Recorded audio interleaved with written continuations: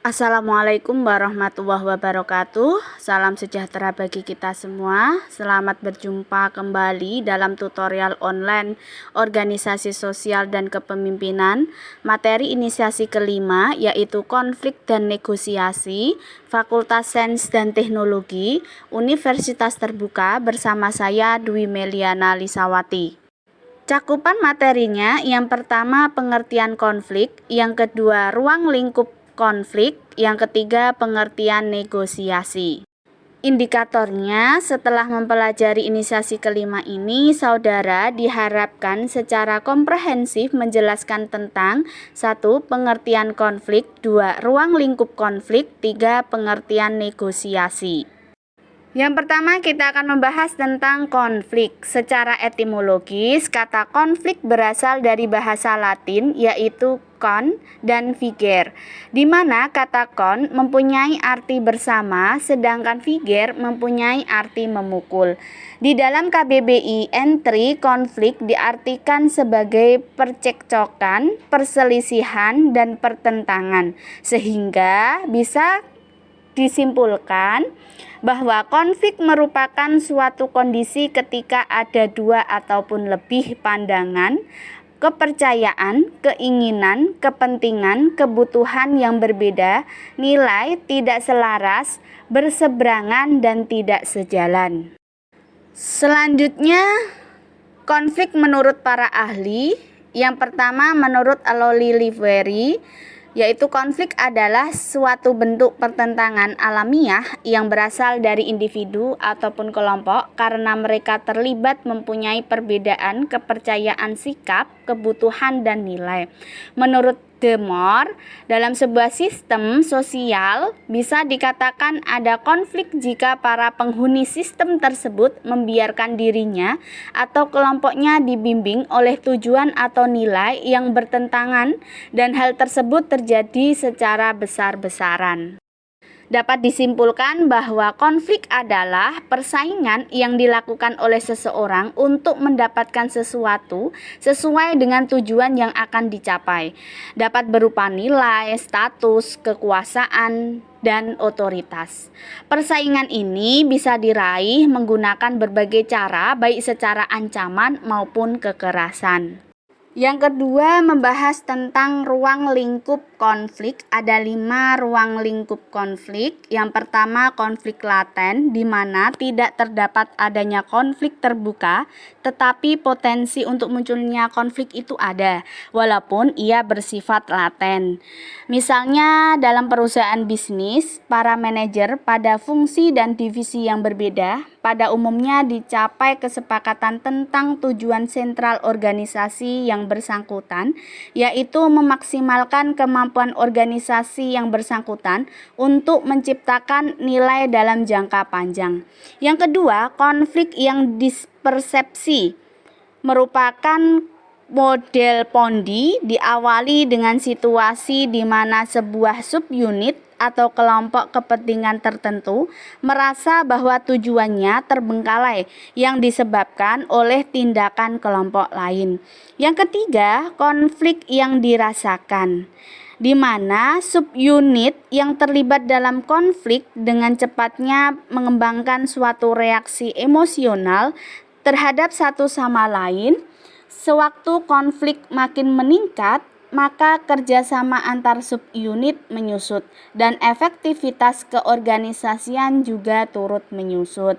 Yang keempat, konflik termanifestasi merupakan model dari Pondi. Sebuah subunit mulai menyerang subunit lain dengan jalan menghalangi tujuannya. Konflik termanifestasi dapat bermacam bentuk. Yang bersifat umum adalah agresi terbuka antar orang-orang dan kelompok-kelompok. Pada umumnya dapat dikatakan bahwa dengan timbulnya konflik termanifestasi, maka efektivitas keorganisasian akan menyusut karena organisasi atau koordinasi dan integrasi antara para manajer dan subunit menjadi porak-poranda. Yang kelima, yaitu setelah konflik usai, di mana cepat atau lambat konflik keorganisasian akan diselesaikan dengan satu cara. Umumnya diselesaikan melalui keputusan manajer senior tertentu. Apa yang terjadi andai kata konflik muncul kembali? Dan jawabannya adalah tergantung pada bagaimana konflik tersebut diselesaikan pertama kali. Dari tahapan tersebut, maka sumber-sumber konflik itu ada 5. Yang pertama, interdependensi. Yang kedua, perbedaan-perbedaan pada tujuan dan prioritas. Yang ketiga, faktor birokratik. Yang keempat, kriteria kinerja yang tidak sesuai. Yang kelima, persaingan untuk mencapai sumber daya. Yang ketiga, membahas tentang pengertian negosiasi. Ada 2 pengertian. Yang pertama, negosiasi adalah proses tawar-menawar dengan jalan berunding guna mencapai kesepakatan bersama antara satu pihak atau kelompok dan pihak atau kelompok lainnya. Yang kedua, negosiasi adalah bentuk interaksi sosial yang bertujuan untuk mencapai kesepakatan bersama sehingga kedua pihak saling sepakat dan diuntungkan. Menurut Kamus Oxford, negosiasi adalah suatu cara untuk mencapai suatu kesepakatan melalui diskusi formal. Dengan demikian, negosiasi merupakan proses saat dua pihak mencapai perjanjian dan dapat memenuhi kepuasan semua pihak yang berkepentingan dengan elemen-elemen kerjasama dan kompetisi. Termasuk di dalamnya tindakan yang dilakukan ketika berkomunikasi, kerjasama atau memengaruhi orang lain dengan tujuan tertentu. Contoh kasusnya mengenai negosiasi seperti Christopher Columbus meyakinkan Ratu Elizabeth untuk membiayai ekspedisinya saat Inggris dalam perang besar yang memakan banyak biaya atau sengketa pulau Sipadan dan Ligitan antara Indonesia dengan Malaysia. Selanjutnya, tujuan negosiasi ada 2. Yang pertama, mencapai kesepakatan bersama yang memiliki kesamaan persepsi, pengertian, dan persetujuan. Yang kedua, mencapai penyelesaian atau jalan keluar dari masalah yang ada serta mencapai kondisi saling menguntungkan sehingga tidak ada yang merasa dirugikan. Selanjutnya, manfaat negosiasi ada 5 manfaat. Yang pertama, terciptanya kerjasama antar pihak untuk mencapai tujuannya masing-masing.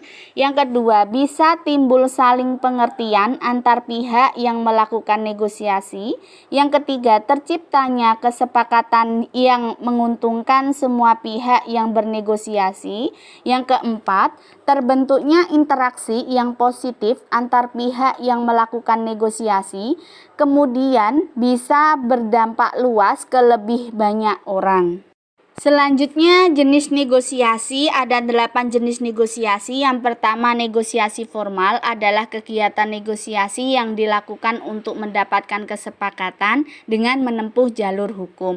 Yang kedua, negosiasi informal adalah negosiasi yang bisa dilakukan di mana saja tanpa memerlukan jalur hukum. Yang ketiga, negosiasi dengan pihak penengah adalah negosiasi yang dilakukan oleh 2 atau lebih pihak negosiator sehingga setiap keputusan dan proses negosiasi akan memerlukan pihak penengah yang sifatnya netral. Yang keempat, negosiasi tanpa pihak penengah adalah negosiasi yang dilakukan tanpa membutuhkan bantuan pihak menengah dan umumnya hanya terjalin antara 2 pihak saja. Yang kelima, negosiasi kolaborasi adalah jenis negosiasi di mana seluruh pihak yang terlibat menyuarakan pendapat pendapat dan keinginannya, sehingga terjalin kolaborasi kepentingan dan keinginan untuk bisa mendapatkan solusi terbaik. Yang keenam, negosiasi dominasi adalah jenis negosiasi yang akan menguntungkan salah satu pihak saja dan pihak lainnya tidak banyak mendapatkan keuntungan. Yang ketujuh, negosiasi akomodasi adalah negosiasi di mana setiap pihak yang melakukan negosiasi hanya akan mendapatkan keuntungan yang sedikit, bahkan bisa saja pihak lawan mendapatkan keuntungan yang banyak. Yang kedelapan, negosiasi lose-lose adalah negosiasi yang dilakukan untuk tidak melanjutkan konflik atau konflik baru. Jadi, setiap pihak akan memilih untuk menyelesaikan masalah dengan kepala dingin. Selanjutnya, menyelesaikan konflik ada 5 cara menyelesaikan konflik. Yang pertama, menggunakan kekuasaan.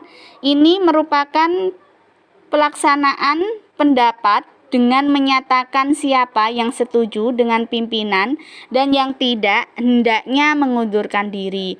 Yang kedua, konfrontasi di mana penyelesaiannya melalui persetujuan semua pihak tidak dapat dicapai. Yang ketiga, kompromi di mana salah satu pihak mengorbankan sesuatu agar memuaskan pihak yang lainnya. Yang keempat, menghaluskan situasi. Ini merupakan usaha mempertahankan status quo, akan tetapi pimpinan secara informal berusaha untuk menyelesaikan persoalan terhadap isu yang sifatnya sepele. Yang kelima, pengunduran diri.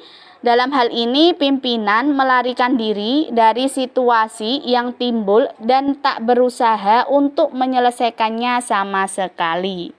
Selanjutnya, evaluasi. Ada 2 evaluasi. Yang pertama, konflik terbuka tidak ada, tetapi potensi untuk munculnya konflik tersebut ada. Hal ini dinamakan A. Konflik termanifestasi, B. Dispersepsi, C. Konflik yang dirasakan, D. Konflik laten. Jawabannya adalah D. Konflik laten. Evaluasi yang kedua, pihak yang berkonflik menyerahkan solusi kepada penilaian pihak ketiga disebut cara A. Arbitrase, B. Integratif, C. Kompromi, D. Memaksa. Jawabannya adalah A. Arbitrase. Selanjutnya, daftar pustaka. Untuk referensi utamanya saya ambil dari Ida Nuraini tahun 2006 dalam bukunya Organisasi Sosial dan Kepemimpinan, Tangerang Selatan, Universitas Terbuka. Untuk referensi tambahannya saya ambil dari internet. Selanjutnya, profil. Media pembelajaran ini dibuat saya sendiri. Nama saya Dwi Meliana Lisawati. Saya lahir di Kudus tanggal 18 Mei tahun 1992. Sekarang saya bekerja sebagai pengajar di SMPN Satumbai, Kabupaten Kudus. Terima kasih. Wassalamualaikum warahmatullahi wabarakatuh.